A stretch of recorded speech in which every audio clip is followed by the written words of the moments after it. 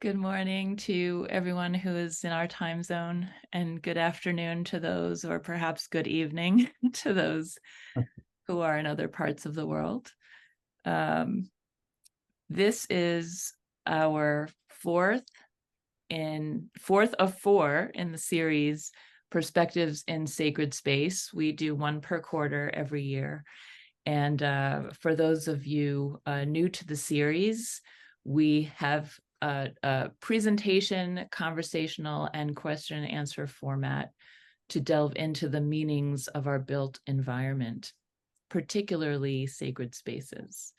So to introduce you to our organization as well, if you're new to us, I'm Vanessa Avery. I'm the Executive Director of Sharing Sacred Spaces.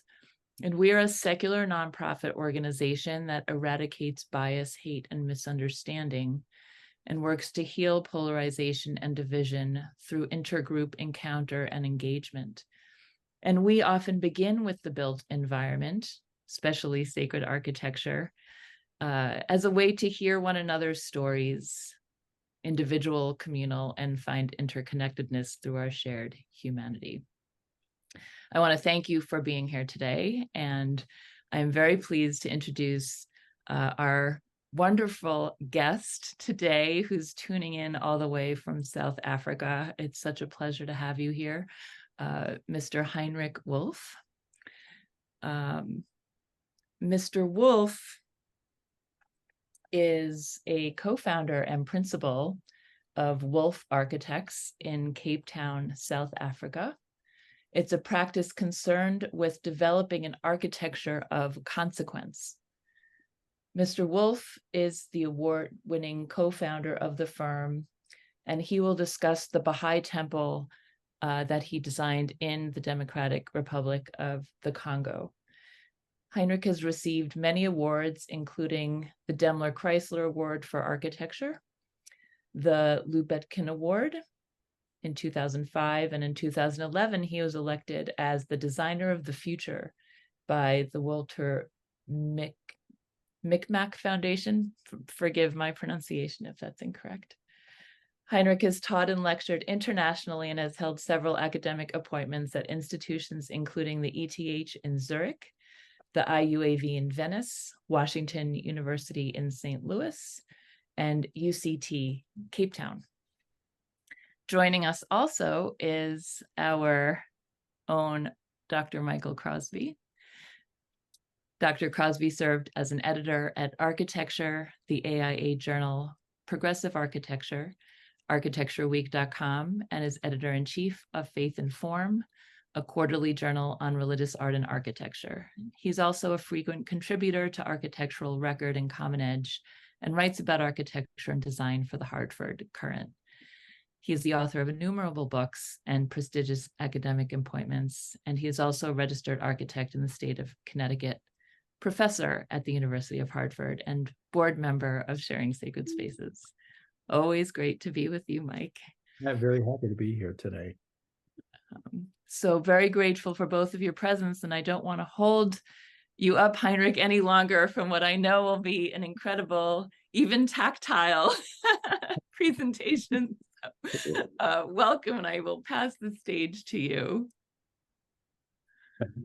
Hi, good morning to you all. I assume most of you are in the US, but good day wherever else in the world you might find yourself today. And thank you very much for this invitation. It's a very special community of interest to speak into, because it's certainly very close to my heart. I mean, so much so is that when we entered this competition, Ilse, my wife, said to me, "You were born to do this project," not meaning you really must win, I really love you kind of thing, but knowing my preoccupations, she was saying to me basically, as this is the kind of thing you'd be good at, and you know, you've applied yourself to. So the study of sacred architecture has been part of my university studies, because I was very privileged to be taught by Professor Skulk Leroux, who was a professor who taught us world architecture through the view of religious architecture. and starting with Judaism, Islam, Shinto, Buddhism, Hinduism, African religions, Middle American religions, Mayan religion, all sorts of things, Catholicism, Christianity, etc., etc. And then begin to understand what were those worldviews and how the forms of those buildings become an expression of those values, and what are they, the fundamental ordering in a way in architectural terms, but what are their pleasures as well. This is a thing that has been with me from the days that I was a student. I've always been very conscious of it. In my travels, I always study religious buildings to try and understand how they evoke a sense of the divine, because it's bizarre, but the divine is a thing that humans create in architecture. We evoke the sense of divine through our creative work, but it is with a degree of seriousness and a degree of dedication then to a certain view of the divine. And it's to find an appropriate one for your time, but it's also to find an appropriate one for a particular religion. And to make sure that that experience is both readable in terms of the terms of that religion, but also as a generality that speaks to our humanity and our human impulses. And that is certainly what we try to do in this Baha'i Temple. So this Baha'i Temple was an international design competition that came out in 2018. And they invited most of the prominent architects from Africa and the diaspora to participate in what is a national temple for the Baha'i faith in the Democratic Republic of the Congo. Now, for those of you unfamiliar with the Baha'i faith, or the issues around temple building program, is that the oldest Baha'i temple in the world is in Wilmington, Chicago, and dates from the 20th century. There was an older one in the east that got demolished in an earthquake, but so we're talking about a 100-year history. So unlike many other religions, where there's this huge depth of time where the authors and the motives and so on become almost inaccessible, all of these ones are very well documented. We know the architects were, we know the stories around each one of them, and it's possible to study all the prominent temples of this religion, starting with the national temples, the continental temples. So each of the continents have a temple that is constructed, with the last one being done in South America. And with the International Office of Temples and Sites of the Baha'i Faith, busy building national temples. So there are local temples, self-built appropriations of other buildings, etc. But there is a national temple building program where international houses of worship are raised in large countries with large Baha'i communities. And as a sense that as a certain level of activity and application must exist in the Baha'i community already before a temple is built. So you don't have a temple to sort of convert people or to promote the faith and so on. The idea is that there must be a groundswell of Baha'is in a country in order to build one of these. All right. So 2018 was not a normal year for me in my life. About 2 months before this temple competition was written out, I was diagnosed with terminal cancer. I was given about 3 months to live, and I had to make very speedy arrangements to end my practice, hand it over to people and so on. Staff started resigning, all sorts of things started going absolutely crazy around me. And at a certain point, I got a little bit annoyed, I must admit, because people treated me like I was dead while I was still alive, which doesn't go down well with me. There then this temple competition came across our desks. And there are two things that struck me, and I'm being very honest and straightforward. One is I thought if I could win this temple, I could maybe pay my medical bills. And two is I could demonstrate to people around me that I'm alive as opposed to dead.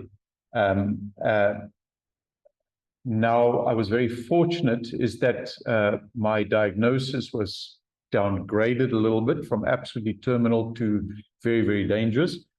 And it so happened that I had a very substantial operation during the whole temple design process.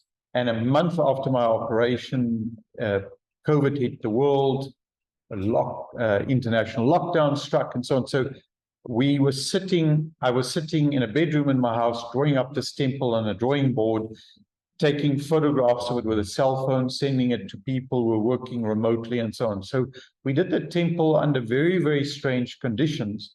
And in that sense, it always holds a very special place in my imagination as a project. Forget about what it was about. But then as a Baha'i building, that wasn't irrelevant, because what happened when the temple competition came, when you do a competition building, you always want to know that the competition is well framed. We had a look at it. And in the competition document, there was a discussion on the idea of devotional labor, which is an idea in the Baha'i religion. This idea is that you can devote yourself to God by devoting yourself to others. And then I thought, maybe this is what I've done throughout my life. Because so much of my work, you always wonder, why do you put in so much effort? What is the fundamental aim of it? And it struck me that maybe it's a kind of devotional labor. In other words, you do work for people you don't even know who they are. You would never meet them. But there's a sense that the poetry and the quality and so on is for an unseen audience who will find pleasure and purpose in what you do. That is the one thing. The other one is that in the Baha'i faith, there's a very strong emphasis on the idea of equality. So it's a religion that doesn't necessarily have a priest or a minister standing in the front of a temple. And there's a very strong emphasis on equality between rural and urbanites, young people, old people, men, women, rich, poor. One can see it in a lot of the information that's put out by the Baha'i World Center. Now, considering that South Africa is one of the most unequal countries in the world, I thought that this is quite an interesting dimension. I thought, well, if so much of what we try and turn around in South Africa has to do with the legacies of apartheid and colonization that instilled such deep inequality in our society, it would be very interesting to work on a project where the community, both at a local level and international level, is absolutely committed to equality, to the point where there's certain design features which are non-negotiable. So a Baha'i temple is a non-nagonal building, a 9-sided building, without exception. It's non-negotiable. It has 9 entrances, which are identical to each other. No hierarchy, there's no front door, no nothing. They are absolutely identical, with this idea that the temple is equally open to all people from everywhere. It's a symbolic gesture, but it is maintained through all temple designs with absolute consistency, and it's non-negotiable. And that the segments, the 9 segments of the temple, should be absolutely identical. The temple should be centered, although, so as a space, it is centered. It has a dome, and it has an oculus right in the middle with the greatest name, or the name of God, right in the center. But it has a direction, in the direction of Qibli, which is facing the burial place of Baha'u'llah, which is in Haifa. So in that sense, the space is directional, but not in the same ways that mosques are or Catholic churches would be, or something like that. It's a slightly different directionality, and it's a little bit more implied than overt because of this sort of circular similarity that then runs around it.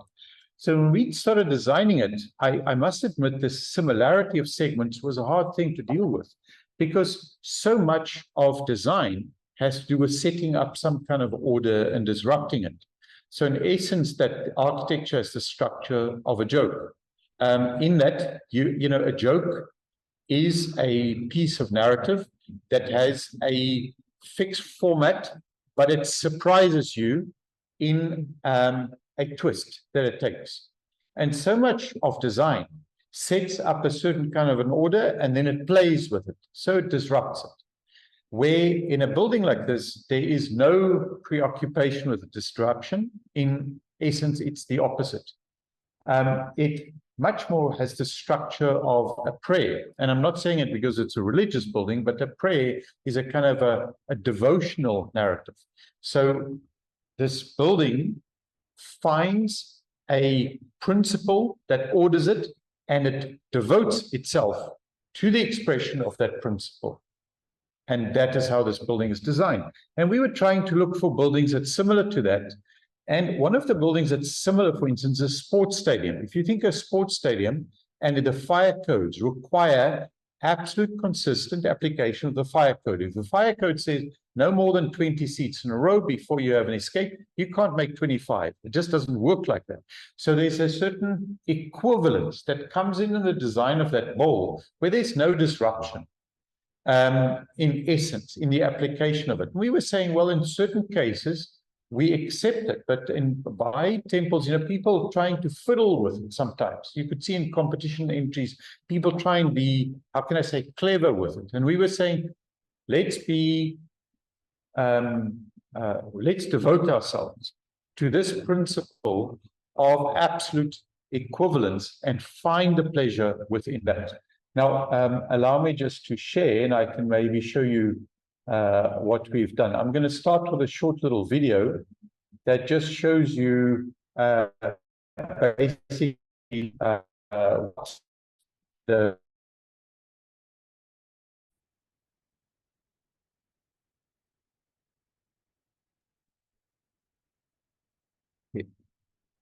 Remember, Heinrich, did you share click the two bottom left buttons for sound?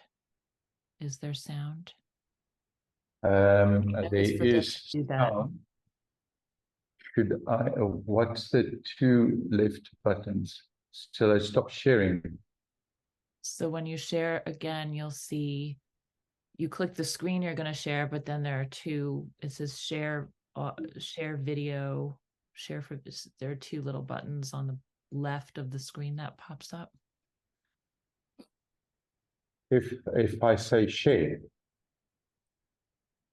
sorry, So I'm aware that when you click share screen, then a screen comes up and you see the things on your desktop, right, that you can share. But then on the bottom, your bottom left, there should be, you see those two, optimized for video or something like that? I have it. Thank you very much. One of the great mysteries of life has been solved. So let's go. I hope it's not too laggy.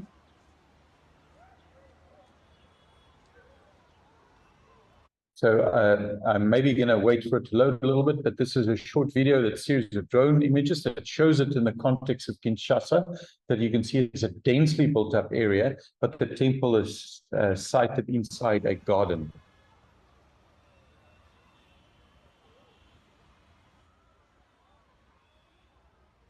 Oh, sorry, it's very jumpy.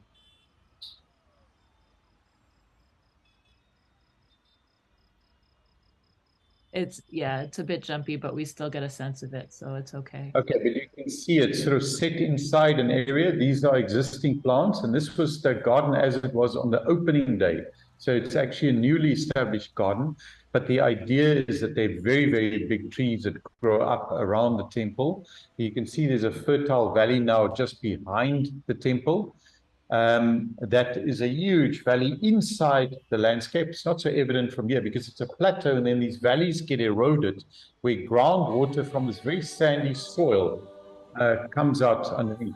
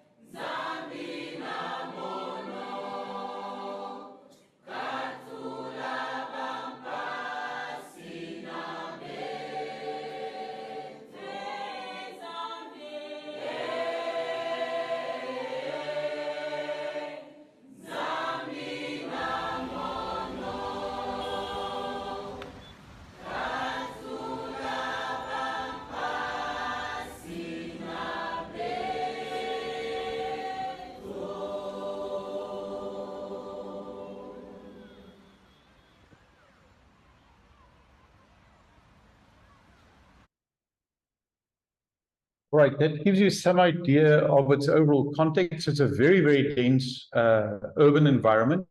You can see here to the south of this drawing, you'll see is Patrice Lumumba Highway, which is the main highway through Kinshasa. It's within 3 kilometers or, what's that, 2 miles from the airport. And the aircraft sort of descending down overhead. And you can see on the right-hand side of the drawing, you can see the fertile valley. And this valley has been planted, and I can show you some images of it. But what we did with laying out this site plan is that you have the temple, and it's always surrounded by a quiet zone, which is a garden setting. So all the national temples sit inside a garden setting. And what we try to do is we try to think of how religion in a way exists in the world as a set of ethical principles that you guide your life by, but they are measured by circumstance. In that you can say how you believe things, but one must check in the circumstances about the validity of those things. They are measured by your life experience and its situation. Now, in this case, what happens, there's this abstract 9-sided star, and we're putting the temple on the precipice of this valley because it has this fantastic view out to the Congo River in the distance. And that then begins to erode the edge of the star. But this erosion is not a terrible fate. That is, in fact, something extraordinary that's happening, because as you walk in the path, that is the star-shaped path, it then takes on another kind of a journey that leads you to this around this valley, and you can begin to experience what is going on. So here you can see this is the temple before we built it. You can see how there's a bit of a platform. You can see the valley to the right, and you see the Congo River in the distance. There you can see this is the agriculture that you find there, fruit trees, potatoes, sweet potato, all sorts of things growing in the valley. And this is then the sense of the temple being built on top of that precipice, then overlooking that kind of a space. This would be the temple, and these are the early renderings that we made. You see it from the approach side and the garden that you would have there. Now, the DRCs and the tropical areas of the world, a huge amount of rain, about 3,500 milliliters a year. It has thunderstorms almost every day, and it's very, very hot. So this big overhanging roof protects you from the rain, and it also shields the building from the sun. Now, you can see here a few of the main features. You can see it's in essence a centralized plan. It has 9 absolutely equivalent doors, and then it has this space in the center. Now, the vast majority of Baha'i temples in the world is simply a single room. You enter the doors and you're inside the main room. Just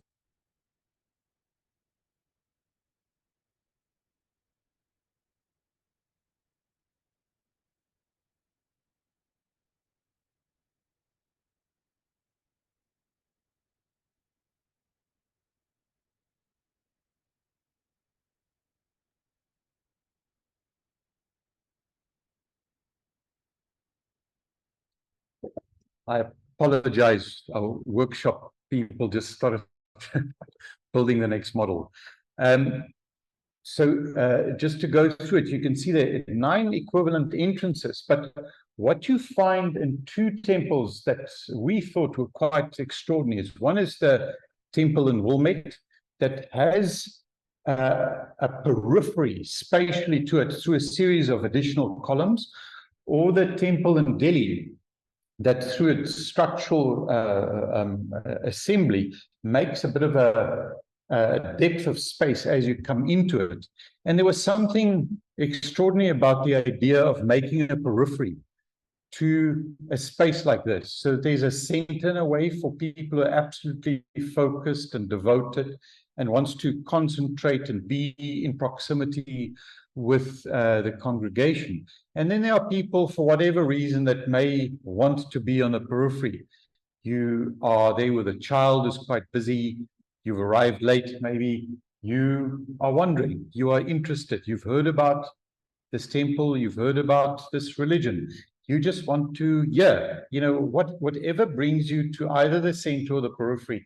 There's something about the generosity of the periphery that allows people there. So the periphery is then made up of a series of plinths, that big stair plinths that make 2 seats in essence from where the stairs to the gallery go up.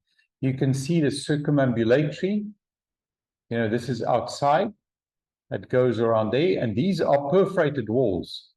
They basically just breeze blocks with mosquito netting inside to keep the insects out. This is the floor of the gallery. Now you can see there's a series of arches that jump up from here. It's quite a complex structure, but you can see the gallery is a circular space. So you can see this play between a circle, a nonagon, a circle, nonagon, circle, nonagon. And that means that you always have a compression of space and a release, a compression and a release. It tells you where entrances are and where intimacy is, in a way, in the plan. But in sections, something quite extraordinary is happening, because you must look at this ring. So in essence, this nonagon on the outside is the room of the temple. But if you look at section, this is what we call the lower canopy between these 2 dotted lines. And then there's the dome of the temple that sits up here. And this ring structure supports the dome. So if you look at in section, this is where the real magic is happening, because what happens is that the dome apparently has no support. There are no columns under the dome. It has a hovering slab at 3.5 meters, or what would that be, about 10 foot or something, that hovers, and you have the stairs leading up to it. But what's supported is not that obvious, because the edges are very, very thin. Now, here you can see that is the hovering slab defining the center, and then the periphery then occurs here. So although these stairs look like they're in the way, they rise up from behind you, and you still have a single room, but you can then be on the periphery of the space. I don't know if you understand this, but this is sort of looking up at the temple. You're looking at the underside of the stairs. Here you see the dome and the light that comes in here through the crown light, and there's the greatest name right in the center. Here you can see models of exactly that thing, that we're trying to work out, where we're trying to say, well, what's the quality of light with this inner dome and outer dome that is being made? And that is what this crescent is looking like with the greatest name in the center. Now, one of the things that we try to do throughout this design is to try and make a series of drawings that capture the character of a building in Kinshasa that has the realities of that daily life to it. So one is the thunderstorms and a sense of a building in the baking sun or in intense showers, and to have a sense of what that feels like. But, this drawing in a way shows what's the sense of this big overhanging roof that spills its water right into big gutters and catch pits that sit around it. And here you can see here's another kind of a drawing that begins to explore the characteristic of that section. You can see the lower canopy that sits here, and you can see the upper canopy that then lets in light between these two zones. Now, there are two things that I can talk about here. One is the search for light that's appropriate for the Baha'i faith, and the other one is for lightness that evokes the divine.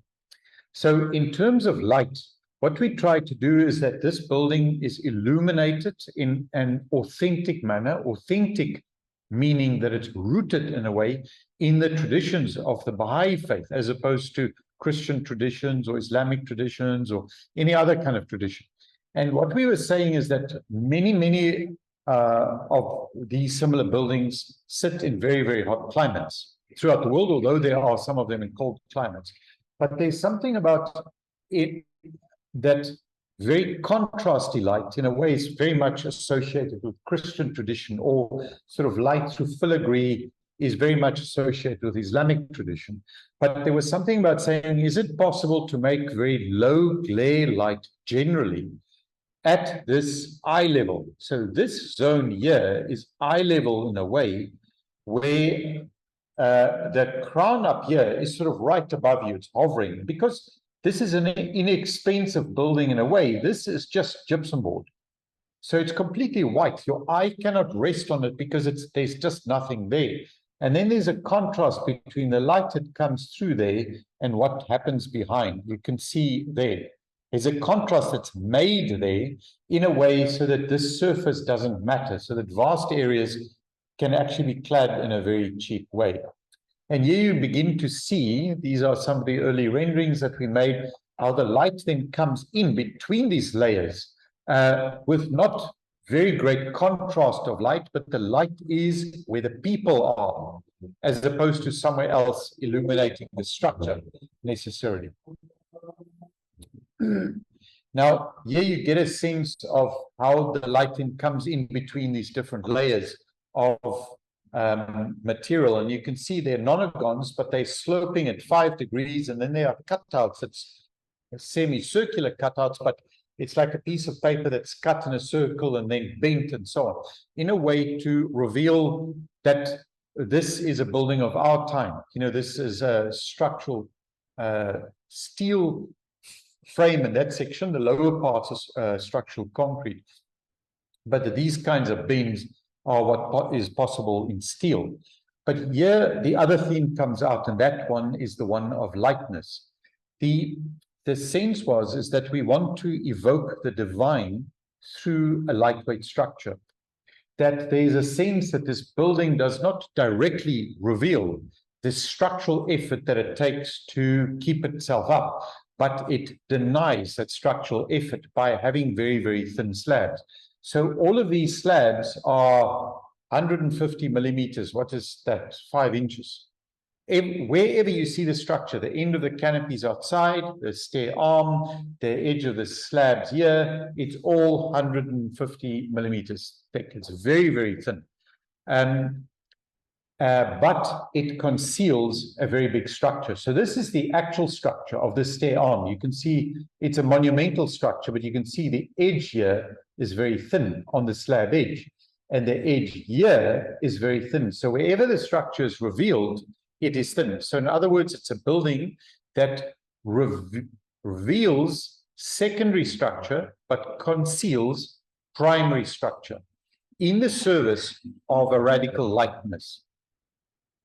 And here you can see this is being built. Now, this has had a very real structural logic in that this very light slab was cast first as a kind of a permanent formwork for the much heavier structure. Because, we were concerned, concrete technology is not very advanced in the Congo. And the risk was that this very heavy stair arms are cast at 34 degrees and then they begin to lean over. And we came up with this idea that you first cast all the thin slabs on shuttering. So the shuttering doesn't have to be very, very strong shuttering to keep the ultimate weight. It just has to get all the parts in to form a ring and form the structural props. And then when that has dried, you can add the heavier concrete bit by bit because the structure is already in balance. And here you can see what that structure is like. This is that section under construction. And you can see this is then the tiling that comes on top of that. And you can see this is the first stair and there's the second stair, but this is us just working out tiling patterns. And this is us working out the steelwork of the canopy. I'm not going to be too long. This is a model in a way looking at how to get straight sections, because these things are in essence hyperbolic paraboloids. But as you may know, hyperbolic paraboloids have straight lines at its basis. So it just means that the majority of elements in the roof could have been made with straight lines. And then just a sense of what that canopy looks like on the underside. So you can see a very simple skimmed underside with these openings here with the entrances. And then these big breeze blocks that just have mosquito netting inside. But these breeze block design is an acoustic design that also keep the aircraft sound out. I'm just going to show you, this is my hand drawings where I was drawing and drawing and drawing. This is the doors. These are the side panels you can see. So I would draw this at home, fill in the side panels, send it to people who then sit and work remotely, that we could put it together. So you can see this is one-to-one drawings of the entrance doors, of rails next to the entry, or of furniture. You can see with the dimensions of the furniture to just say, well, how do you set out the furniture? What is the guiding principles? Then I just want to end off by talking a little bit about the artwork, because the artwork on the outside of the temple is really one of its defining features. So one of the ambitions of the Baha'i globally is that a temple should have a direct relationship with its locale and the people who built it. And the question is, how is that made in the sense of the Congo?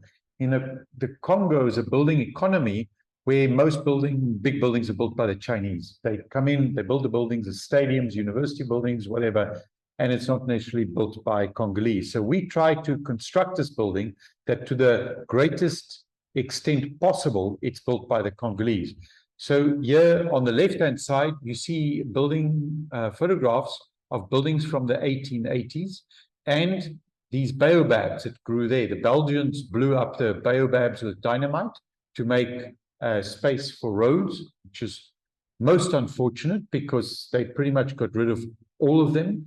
And these kinds of houses are generally not seen. And you can see they're very, very carefully constructed out of bamboo and raffia. But on the left, you can see Kuba cloth, and you can see I've got some of it here. And this was a very big inspiration for us. So the first thing is to see is that, you see in Western museums, you see this thing framed, you see the cloth flattened out, as you see on the right, as if it's a painting of a sort. But of course it isn't. It's meant to be worn. So if you ask people, how should Kuba cloth or Shuva cloth be appreciated, they would always say, wrapped around the body in motion. Now, if you look at the detailing at the underside of the dress of the woman on the right, you can have a sense of what's the reciprocity between the temple building and this building. And this metaphor of the outside being like a fantastic piece of clothing and textile, was very warmly received, and we understand that that is why we won the competition. And then even in cases where we wanted to adjust it, they said to us, no adjustment is necessary, we like it as it is, please don't adjust it. Now you can see here are flattened out versions, but what I want to show you is the collaborative nature of this artwork. So if you look at the textile on the left, it's made up in 4 pieces of embroidery on the front and 1 single back. The back would be made by men, and the front would be made by 4 different women who would be working in the same tradition, probably in the same village, but they would be sitting working next to each other with the idea that it would come together. But there's no exact correspondence. It's not like saying, well, we all got to follow, say, the pattern on the bottom right or something. So everyone makes their own pattern in a tradition that they are familiar with, because as young girls, they would play games that are lines in the sand, drawn on paper, all sorts of traditions, to learn, to collaborate, to make patterns. Then when it's put together, some correspondence is found. So you can see the joint in the middle lower section has great degree of correspondence, but in the top, it doesn't. So in some places, there is correspondence, in others, there's not. And there's this idea that that is the aesthetics of collaboration. So there is a match and a mismatch. There is a me and a you. And in that sense, this piece of artwork was made. There's the pattern on the left is a very particular story. Now, unfortunately, this pattern of the Kotma bean design that dates from the 1920s, the narrative does not give the names of either the Kuba king or the missionary that gave a gift, but the story was that the missionary gave a motorcycle to a Kuba king. And he was not particularly taken, apparently, by the motorcycle, but he was very much taken by the tires and the tire mark, because it was at his coronation. And that at the coronation, there is a decision made as to what is the pattern of the reign of this king. And when he saw the tire mark on the tires, he said, this will be the pattern of my reign. And as we understand, the cloth on the right-hand side is that Kotma bean pattern that's then interpreted. What's the point of the story? The story is that this is not a tradition that's in the nature of it being fixed. One is people are working together, don't have to make the same pattern. And 2 is from generation to generation, it unfolds. And it is based on historic patterns or on something new like a motorbike tire. Now, you can see the same happens in men, but that sort of scalloping, curving nature you find over and over. There are all sorts of ways of which embossing and engraving happens in art of the Congo, but we were looking for a metaphor in Congolese art that corresponded with metaphors in the Baha'i faith. And one of the things that we started reveling in were ideas in the Baha'i faith that has to do with water and rain. So there's an idea that God's grace rains down upon people equally. Like rain, God's grace falls equally onto all people. Again, the equality motive reappears. But then there are others, statements that were made saying we are all waves of one ocean, droplets of one sea, leaves of one tree, flowers of one field. You can see it's a sort of almost like a mantra that repeats itself, that talks about similarity. But this idea that we sought inspiration for something that's a wave of a sort, that talks about the rain and those waves of one ocean metaphor, but also to think of the DRC as a country that's defined by one single river basin of the Congo River. The entire enormous country is the river basin of the Congo River.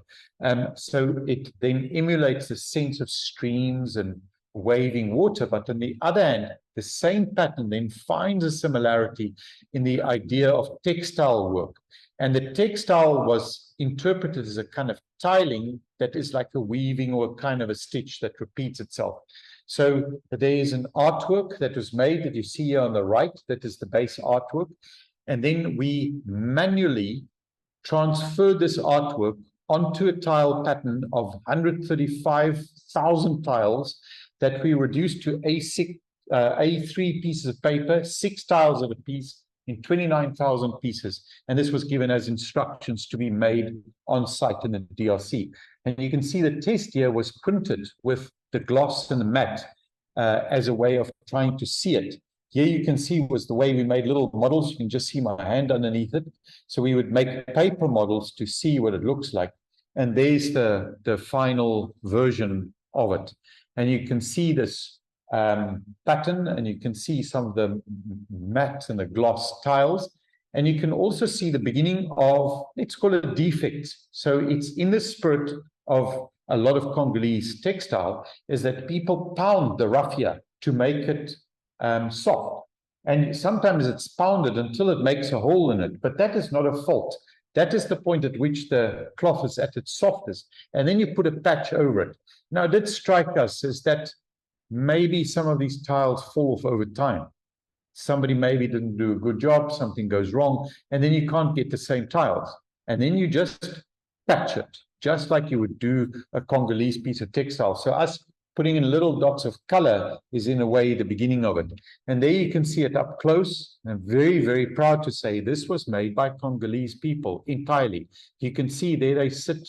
You can see this man sitting with a piece of paper with a tiling instruction. So there's an overall tiling instruction. And then they just had these packs of tiles that were made on the ground, on site. And then that is stuck up. And the beauty of this tiling pattern is you cannot make a mistake. I know the contractor looked at me very funny if I said to him, you cannot make a mistake. You will not be able to detect any mismatch. You can swap any two anywhere in the building. You will not be able to pick it up. So it is to say, how do we collaborate? How do we work with adjacency? That is to find a design that has no fault in it. Okay, and that is in essence what we've done. Here you can see the inside on the opening day, and you can see the character of the light there. You can get a sense of what these breeze boxes are looking like, and you can get the scale of it and the Congo River in the background, and you can get a sense of what it looks like at night. And this is a model that is here standing right next to me, but that it's a gigantic model that we built. It's so big that you can climb inside of it. But it's a model that we made that you can see at the top, where we tested everything down to the matte and the glass tiles, but where you can get a real sense of what this building is about. So I'm going to leave it at that, and I think I open it up to questions, and we can maybe advance the discussion through conversation rather than the slideshow. Yeah, Heinrich, that was a beautiful presentation. Thanks very much. I have a question about the color of this building, and it is really amazingly provocative in a sense, but also seems so at home, especially when you see the building in the landscape setting, where you had this very, very large context of the green, but this yellow and white with these little bits of blue just seemed to float on the landscape. I wondered if you could just talk about the color a bit. Yes, no, that's a very interesting story, because it's a story fundamentally about the collaboration. So in one level, you know, we had these textiles in our mind and this kind of color. Now, this is a very natural color of the raffia and so on. It's very beautiful. But remember, there are many, many people living in the DRC, and this is shuba cloth. You get beautiful booty cloth, it's black and white. You get other kind of textiles, and, you know, you didn't want to choose a color that is, say, associated one group, because it's a national temple. In that sense, it's got to represent everyone. Now, you can see is that there are countless. I can show you many, many versions that we did of this artwork in different kind of colors. And then what would happen, because it was in the middle of COVID, we would come up with a design, we would send it to the Congolese community, and we would just get a note back, and they say, no, we don't like that one. Please make another one. And at some point we started exploring blues, and we have blue patterns and stuff inside of it. And then the message came back, please avoid blue. And we said, oh, we thought, you know, because blue is in the Congolese flag. And they said, yes, it's in the flag. And this building is not the same as the nation. And we don't want to look like the flag or the soccer outfit, because this was a reference that came up very much. They say they don't want it to look like the soccer outfit. They wanted it to be its own thing. The color wasn't chosen by us. It was chosen by the Congolese community, who then said they liked that one most. Now, I could imagine many parts of the world, people would say, whoa, that is very bright colors. But if you look at the typical way in which people dress, particularly women, to devotional meetings, I think, whether it's Catholic or Baha'i, whatever, you see these dresses with sort of big shoulders and pleated clothing and so on, with very big patterns on it, bright blue, bright yellows, reds on it, very, very bright colors. And the sense that, like the special dress that you put on to go to a devotional meeting, this building is dressed in a similar manner. So it is a sanctified dress. It's not the dress of labor or of work. It is the dress of preparing yourself for devotion. Now, that is not what it would be in Germany or Canada or South America, but in the Congo, that is the appropriate dress for an occasion like that. And it looks, the building, the temple looks joyful through that color to me. It's a very, very joyful presence. And I think you've captured that sense of joy in the temple itself. Vanessa, do we have any questions from the audience? We'd like to invite folks to, let's see, there's one thing. Please raise your Zoom hand and we'll call on you if we can. Or since we have a small group, you could, you can just or you can yourself off mute. It's okay. yeah, just feel free to ask a question. While we're waiting, I could just say, Heinrich, I'm just utterly fascinated by the thought that went beneath this project. And I mean, I took a million notes, and but just the sense of collaboration and the idea that there's a design possible without making a mistake, I think is just such a beautiful idea that gets really lost in the perfection of structures, the perfection of programs, the perfection of anything that we make. And it's just such a beautiful idea to undergo this building of hospitality and inclusion. Shawnee, do you have a question you'd like to ask? I do. You know, you started your presentation talking about your cancer diagnosis, and I'm curious if working on this project had anything to do with perhaps a healing or a remission or anything along that line. Great question. Very good. Well, I mean, there are many dimensions on this, but I am in remission. There's absolutely no trace of cancer today, which I'm deeply thankful about. I mean, it has changed. The operation I had to have was very, very serious, and that very serious implication in my daily life. But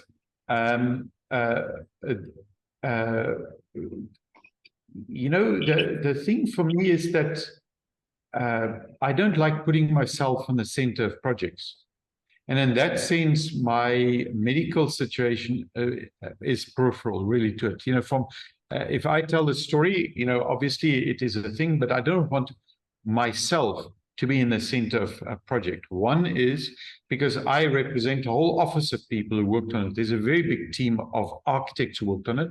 There's also engineers, electrical engineers, all sorts of people, professionals who worked on it. There's builders, there's people on site, all of whom collaborated in making this thing.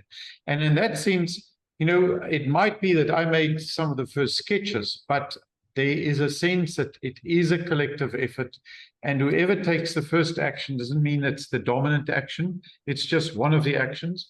And in that sense, the primary focus was to remain true to the commitment that it will be a collaborative process. You know, so for instance, the whole tiling process, we made countless versions of the design.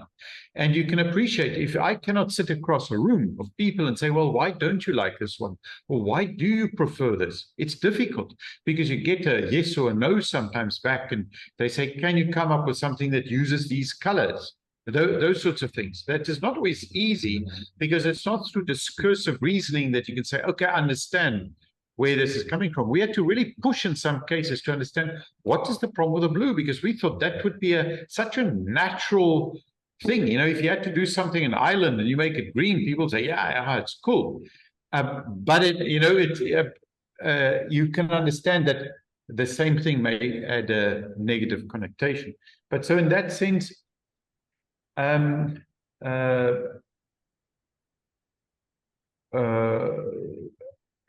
mean, I have personal recollections of what it felt like to work on it, but I don't know if that is significant to the process.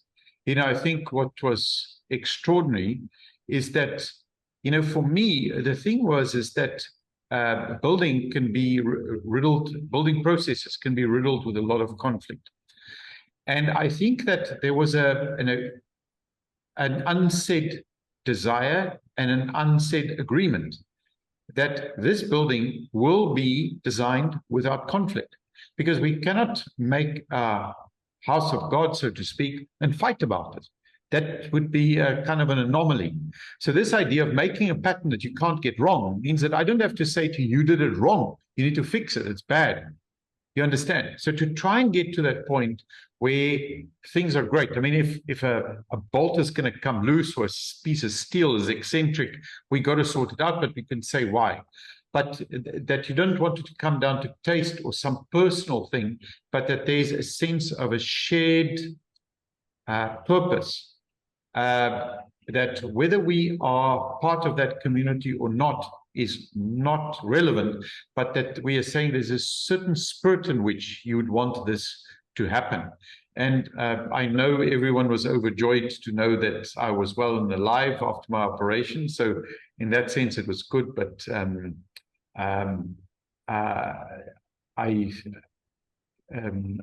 my relationship with my disease, I think, is more personal than it is related to the project. Vanessa, do you want to wrap things up here for us? Sure. Well, thank you. That was an absolute treat for me to get started on the rest of my day in this time zone. And I am, it's just everything that you and your team had put into that project, and the thoughts and the inherent integrity of your design, with the faith also that it was meant to represent, was just absolutely extraordinary. So a very hearty thank you to you for being with us, and Mike, as always, for sharing your wisdom and your conversation and your facilitation. So thank you all for being here for a delightful day. I hope that you are able to take the beauty of this presentation and its ideas into your day with you. And with that, be well, peace, and thanks again to Heinrich for this. Thank you so much for sharing your project with us. It's beautiful. And thank you very much for your kind words and for the invitation itself. Thank you.